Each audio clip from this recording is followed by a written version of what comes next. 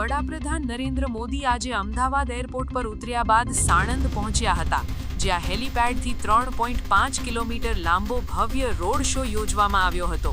આ ઐતિહાસિક રોડ શોમાં અંદાજે 15,000 જેટલા લોકોની જનમેદની ઉમટી પડી હતી અને તેમણે ફૂલોની વર્ષા કરીને વડાપ્રધાનનું ભવ્ય અભિવાદન કર્યું હતું।